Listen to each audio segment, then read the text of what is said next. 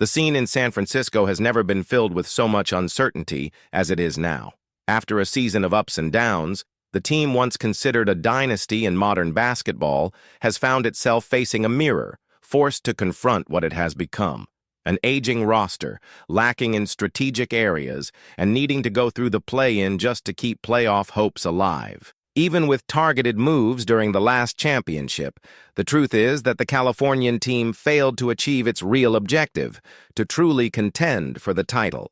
The decisions made off the court now carry even more weight. The front office, aware of the current roster's limitations, has already started scouring the market in search of pieces that can put the team back on the path to glory. And there is one certainty amidst the fog: they need to find an anchor in the paint. The defensive end, especially rebounding and rim protection, was one of the weakest points throughout the season. As a result, management is already evaluating names that could fill that gap and help reorganize the team around its core.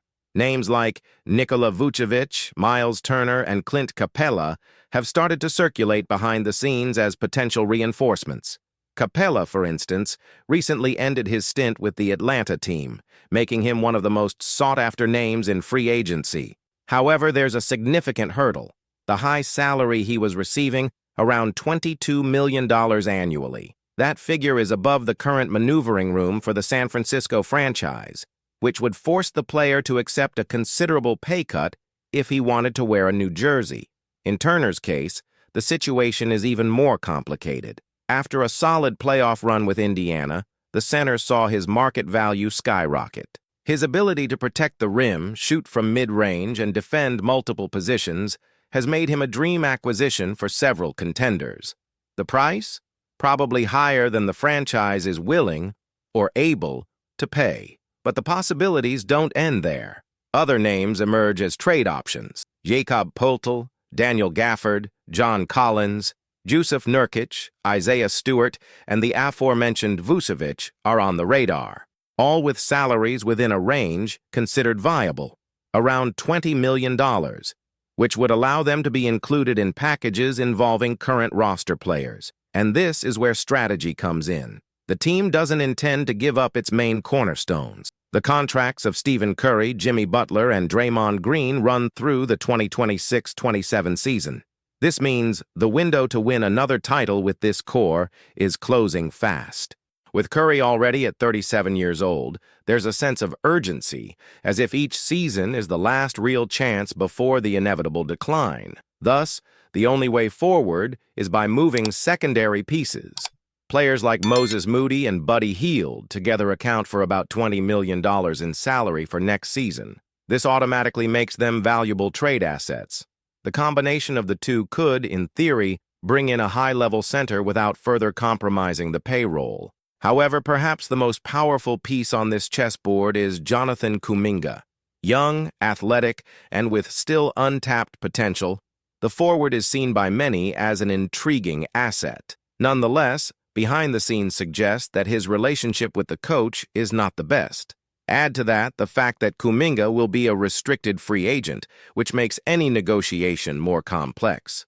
The most likely scenario for his departure would be through a sign and trade, where the player re-signs with his current team only to be traded immediately afterward. Sources close to the situation indicate that the roster itself is already preparing for Kuminga's potential departure. Draymond Green, one of the group's most influential voices, even publicly stated that he wishes the young man success, wherever he ends up. The comment, though diplomatic, carries the subtext of someone who no longer expects to see him back in the locker room next season. According to journalist Anthony Slater, the players' agents and the franchise's front office have been discussing scenarios in which Kuminga could serve as the centerpiece in a trade. The goal would be clear: to acquire more solid rotation players who are ready to contribute immediately. This approach reinforces what has become an internal directive: keep the veterans, adjust the supporting cast around them, and pursue names that can raise the level of the roster, especially in the defensive and physical aspects. It's a bold plan, but a necessary one, given the league's growing competitiveness. With the rising value of the center position in the recent playoffs, the team knows it can no longer improvise in that area. The era of five-out lineups and the mad dash towards small ball lineups is still present, but the playoffs proved that those who control the paint have the advantage. And if they want to return to the top, the representatives of San Francisco will have to accept this new reality. Meanwhile, the executives analyze numbers, speak with agents, and try to draw up trades that could breathe new life into the group. Time is a silent enemy, and each passing day without a clear plan is a missed opportunity. The franchise, which for years was a symbol of innovation and technical dominance, now finds itself needing to reinvent in order to survive. And more than that, it needs to prove it still has fuel to burn in the competitive fire of the NBA. With the season over and the frustration still fresh, the franchise's hallways come alive with speculation, silently drawn-up plans, and eyes fixed on a future that can no longer wait. The coaching staff and the operations department know that repeating the mistakes of the recent past is not an option, especially with time working against them. Urgency transforms into a specific kind of organizational anxiety. Every conversation between executives now revolves around the same theme: who can be sacrificed to give the project new life? And in this delicate chess match, every decision must be calculated to the millimeter, because a wrong move could compromise not just the upcoming season, but the final years of competitiveness for the core roster. Kuminga remains at the center of this equation. Despite being young, athletic, and showing flashes of talent that suggest an incredibly high ceiling, the fact is that his integration into the team's system has never been complete. The team's style of play demands tactical intelligence, game reading, and defensive consistency, areas where Kuminga still struggles. This, combined with an apparent lack of connection with the coaching leadership, paves the way for his exit. The expectation behind the scenes is that, in the coming weeks, the first concrete discussions about a sign-and-trade deal will begin to take shape. But Kuminga is not the only name on the table. Moses Moody, though more tactically disciplined, has still not delivered the expected impact off the bench. With moderate market value and a reasonable contract, he becomes part of an attractive package for rebuilding franchises. The idea would be to include him in a trade involving multiple players or draft picks in search of an immediate impact reinforcement. Buddy Hield, on the other hand, represents a more straightforward asset. His offensive talent is well known, and he has remained one of the most consistent shooters in the league in recent years. However, his limited defensive contribution and high salary weigh heavily. His fit within the team's system has also never been ideal. Hield would be more valuable on a team in need of external firepower and with the structure to protect him defensively, something this team, amid a tactical rebuild, can no longer provide. Therefore, combining Moody and Hield's salaries in pursuit of acquiring a solid center has become one of the main short-term strategies. The list of potential targets includes names with varied profiles, each bringing its own distinct risks and benefits.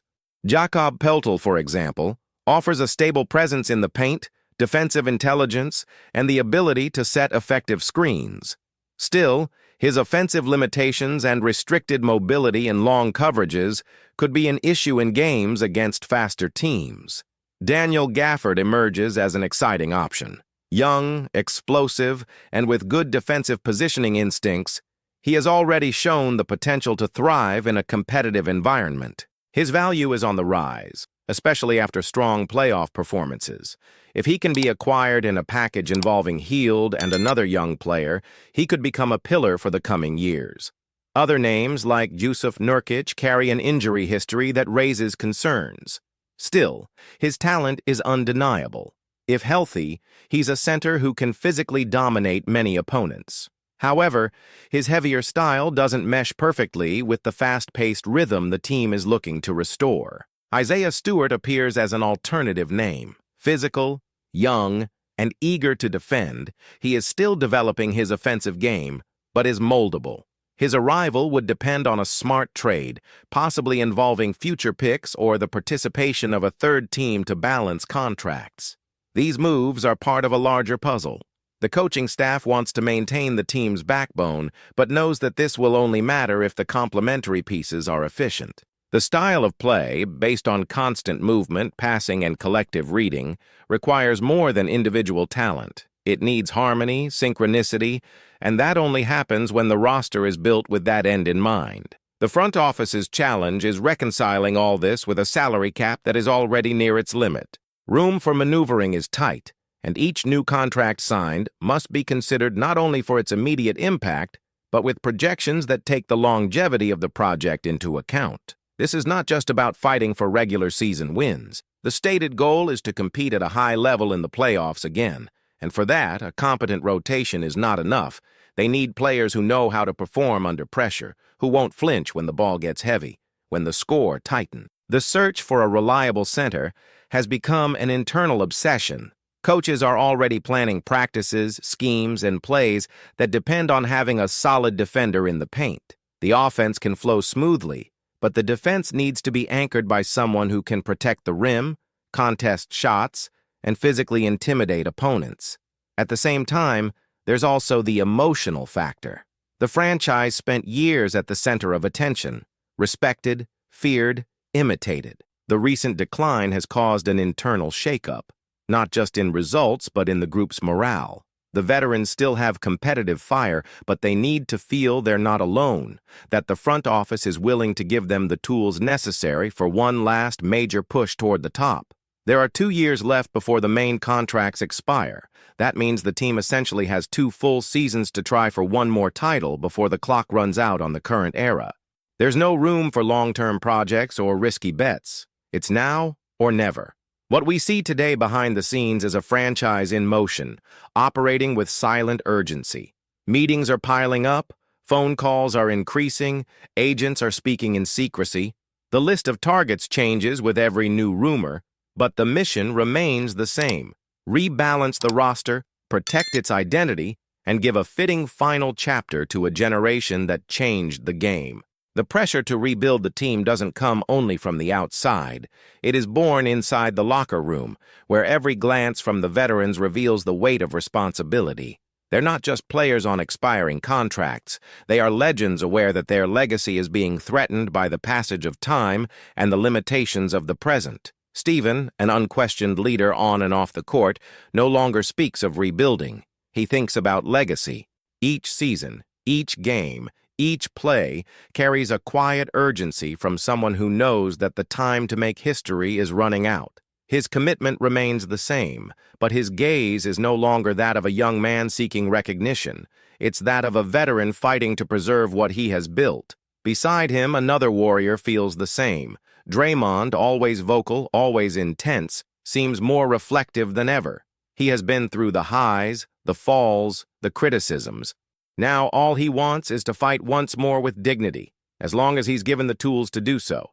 And that demand echoes through the front office. The coaching staff, led by a coach under pressure himself, tries to maintain a balance between present and future. Meetings have become almost daily, with tactical boards being scribbled on, spreadsheets updated in real time, and phone calls taking place in the middle of the night. The window is narrow, but it still exists. Within this scenario, a few possibilities have started to gain traction. One path being discussed more frequently involves a more aggressive trade, which could include multiple assets from the current roster. The concept is simple: give up depth to acquire quality. In other words, trade quantity for immediate impact talent. This line of thinking leads to the following hypothesis. What if, in addition to Hield and Moody, the team puts draft picks on the table? Even without many future selections available, the franchise still possesses assets that, when combined with expiring contracts, could attract interest from rebuilding teams. Franchises like Toronto, Detroit, Charlotte, and even Utah are at different stages of their rebuilding processes and could be interested in such packages. The Toronto Raptors, for example, are undergoing a total roster reconfiguration and might consider trading Poeltl in exchange for young talent and financial flexibility. The same applies to the Charlotte Hornets, who have yet to establish a solid structure around their young core and might view Nurkic as a player who no longer fits their current profile. But engineering a trade like this isn't simple. It's necessary to find not only the ideal player, but also a trade partner willing to give up a key piece in exchange for a longer-term project. In this sense, including a third team in the deal becomes a recurring strategy, something executives are already carefully evaluating. Another possibility, less discussed but potentially effective, would be to bring in a center with slightly lower market value, but who fits immediately into the system. Players like Wendell Carter Jr., Xavier Tillman, or even Precious Achiuwa could be molded within the team's tactical philosophy, offering a balance between youth and defensive capability. Along this line, the focus shifts away from well-known names toward athletes who complement the core, capable of contributing silently without demanding the spotlight. Players who do what needs to be done, protect the rim, close gaps, fight for rebounds, and provide coverage on defensive switches. Meanwhile, the cultural aspect also carries weight. The franchise has always valued a healthy, collaborative, and disciplined environment. Any new piece needs to understand that dynamic. It's not enough to be talented. Compatibility with the collective spirit is essential. This is a lesson the franchise has learned the hard way from previous failed attempts at restructuring. And amid all this movement, the draft is also approaching. The possibility of using the first-round pick as a trade chip is already on the table. The coaching staff does not see room to develop a rookie with meaningful minutes within the current roster structure. Therefore, turning that pick into a ready-to-contribute player may be more effective. Pre-draft meetings have already started to explore this path. The idea is clear. Find a team interested in youth and the promise of a rebuild, and leverage that desire to acquire an experienced player who can contribute from day one. It's not about dismissing the draft, but about understanding that the team's current phase demands immediate solutions. From an emotional standpoint, the moves being considered are not simple. Deep changes affect the locker room, disrupt internal chemistry, and in some cases, tug at the hearts of fans. Kuminga, for example, still has many supporters both on and off the court, but the need for change often requires sacrifices, and that is the price to pay when trying to win at the highest level. The goal, above all, is to prevent this current generation from ending its cycle in a melancholic way. What has already been accomplished can't be erased, but there is something in the dignity of a farewell that also builds legacy. And no one within the organization wants the final years of its key players to be marked by early exits, frustration, and a lack of ambition. Thus, every decision made in the coming months will be analyzed through two lenses: technical efficiency and historical justice. The team that redefined the game with its boldness, movement, and long-range shooting still has fuel left, but it needs reinforcements. It needs adjustments. It needs a new gear in the paint that can once again turn its defense into a wall and its offense into a fluid and lethal system. The fans watch closely. Some, nostalgic, still cling to the recent past. Others, more critical, demand answers. But all share the same hope, that this new phase will be built with intelligence, courage, and respect for the winning DNA that defined an era.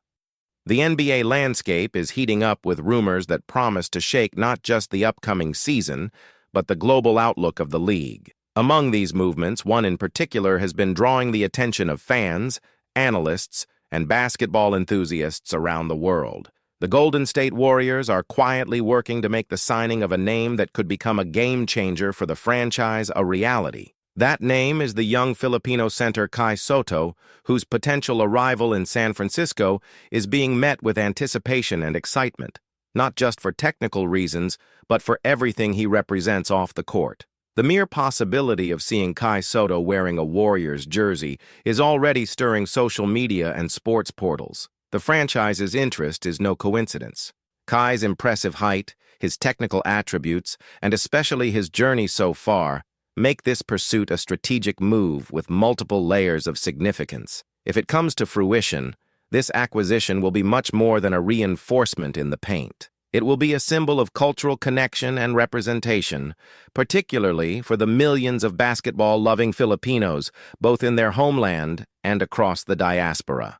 Standing at 7'2", 2.18 meters, Kai is impossible to miss on any court. But his presence goes beyond just his stature. What truly impresses is the way he uses his physical frame intelligently, combining agility and technique in a game that keeps evolving. His ability to read plays, position himself precisely, and impact both ends of the floor has made him an increasingly watched prospect by NBA scouts. On defense, his wingspan and reaction time make him an elite rim protector, the kind that intimidates any opponent approaching the basket. But his true differential lies in his offensive capabilities. Unlike conventional centers who operate strictly near the rim, Kai shows rare versatility for his position. He can shoot mid-range jumpers with solid accuracy, which opens up a wide range of possibilities within modern basketball strategies. This ability to stretch the floor is increasingly valued, and in that regard, Kai already stands out as a special talent. His story is a whole chapter in itself. Born in the Philippines, a country where basketball holds an almost sacred place in popular culture, Kai began to attract attention early on. With a natural combination of height and skill, he quickly stood out in youth competitions and began to be seen not just as a national promise, but as an international one. From there, he embarked on a journey marked by bold decisions and massive challenges. As a teenager, he made the decision to leave home and seek technical development in more competitive environments. Australia was his first international stop, where he played in the NBL, facing experienced and demanding opponents. It was there that he began to shape his identity as a professional player, learning to compete at a high level and to stand out even under difficult circumstances. He proved to be reliable on defense, efficient on offense, and above all, an athlete with personality and determination. His evolution took him to Japan's B-League, where he continued his rise. There, Kai established himself as one of the league's main figures, gaining visibility not just for his numbers on the court, but for how he carried himself as a representative of Filipino basketball on foreign soil. With humility, talent, and discipline, he became a true ambassador of the sport, admired by teammates, opponents, and fans alike. Every phase of this journey has shaped the profile of a player ready for the big stage. Today, Kai Sotto is more than just a promise. He's a solid reality, with the potential to make an impact in the NBA. And for the Warriors, who in recent years have been looking for ways to renew their identity and remain competitive in the league's constantly evolving landscape, Kai's arrival could be the key to unlocking a new era. The Golden State Warriors' playing style is globally known, dynamic, fast-paced, based on smart movement and precise perimeter shooting. But one aspect the team has often lacked is physical presence in the paint. A center capable of protecting the rim, consistently grabbing rebounds and contributing offensively is a much-desired profile and rarely found. Kai fits those needs perfectly, being the kind of athlete who can complement the roster with excellence. If signed, Kai Sotto could elevate the team's performance in multiple areas. His ability to dominate both offensive and defensive rebounds would give the team greater control over the pace of the game. In transition, that translates to more possessions, more opportunities, and of course, more points. Defensively, his imposing presence would add a layer of rim protection the team has been desperately seeking. On offense, Kai's mid-range shooting talent and his mobility in the half-court would give a new dimension to the team's offensive system. He wouldn't just be a finisher, but also a play facilitator, someone capable of drawing defenders and opening up space for his teammates. Players like Stephen Curry would benefit directly from this, gaining more freedom to execute their already famous shots and movements. But there's something even deeper at play: representation. The Bay Area, home to the Golden State Warriors, has one of the largest Filipino communities outside the Philippines. Kai's presence on the team would create a powerful cultural and emotional bond between the team and this segment of the population. It would be a symbolic gesture of recognition and appreciation for that community, and a powerful catalyst for engaging a new generation of fans. And this isn't just about marketing, though the impact in that aspect would be considerable. Kai has a huge and loyal fan base, especially in his home country. His signing with the Warriors would expand the franchise's reach throughout Asia, particularly in strategic markets like the Philippines, where interest in the NBA is enormous. The team's visibility would skyrocket, and engagement with sponsors and commercial ventures would multiply. Kai is, at his core, an example of resilience and perseverance. His journey from a kid with big dreams in the Philippines to a potential NBA player is inspiring. It represents the idea that talent and effort, when paired with the courage to face the unknown, can transform destinies. And that's exactly the message that makes his possible arrival in the NBA so meaningful, not just for basketball, but for all the young people who see themselves in his story. His presence on the Warriors would inspire thousands of young athletes around the world, especially in regions where opportunities are still limited. The Kai Sotto effect could be transformational, not just for the growth of the sport in the Philippines, but for strengthening the sense of belonging within the Asian diaspora. And it's at this intersection of talent, cultural impact, and strategic vision that this potential signing takes on dimensions larger than the game itself. So, did you enjoy the video? Then don't forget to leave a like. It really helps the channel. If you're not subscribed yet, go ahead and hit that subscribe button so you don't miss any updates. Turn on the notification bell to get all our content firsthand. Thanks a lot for sticking with us. We're in this together, and see you in the next video.